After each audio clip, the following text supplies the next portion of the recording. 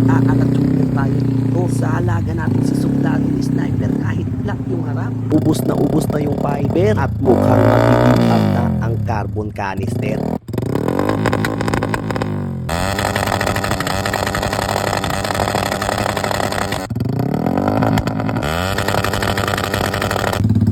Sa mga kasolids, panibagong araw, panibagong gas. Ngayong araw nga ay mag-aalat tayo dito sa alaga natin si Sundalo Sniper kahit flat yung harap. Sabay palayan nga natin siya itutono para walang bungangirang kapitbahay ang magreklamo.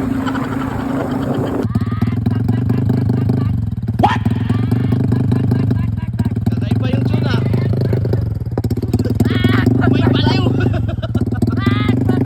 Eto mga kasolids, testing lang to ha. Tingnan nyo na lang yung outcome kung gaano kalakas. Ayan sa nakikita nyo, ginawa nating 25.0. At syempre dahil di naman ako marunong, nagpaturo rin ako. Tsamba-tsamba lang muna. Pero syempre itutono din natin ng maayos to. Gusto ko kasi may putok yung minor. Gamit pa natin dito ang ating dakilang RL5. ubus na yung fiber. At mukhang matitipad na ang carbon canister. Bawat galaw na natin sa app, napapansin nyo, nag-iibang tunog.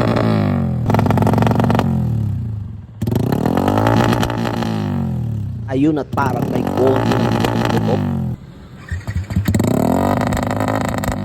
Paulit-ulit na adjust lang hanggang sa makuha ang tamang timpla. Siya nga pala, NP Racing ang gamit natin ngayong ECU sa kadahilanan nga na yung isa nating ECU Datatech pinadala sa atin ay meron agad tama. Hindi makita yung RPM pag sinutune.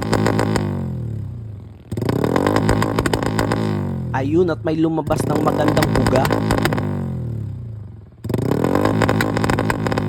Pa natin dito adjustan yung throttle niya.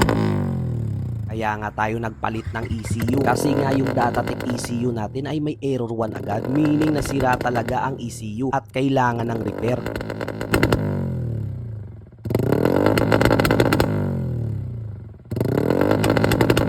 Ito na at lumalabas na ang kalutungan ni Sundalong Sniper.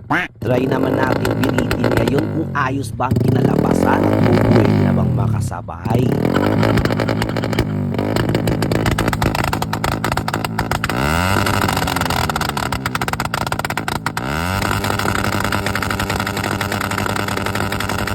Okay na pero need pa ng konting adjustments. Maganda na ang ginawa niya pero gusto ko talaga yung medyo may putok. Yung hindi sa kilikili ha.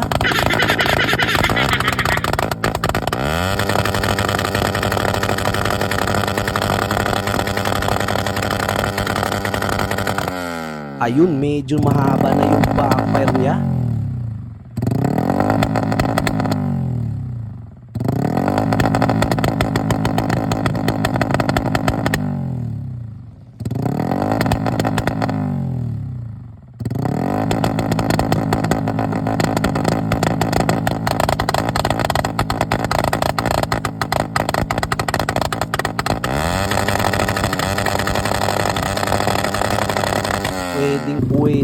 Pwedeng pwede na talaga ako ipabarangay. O paano,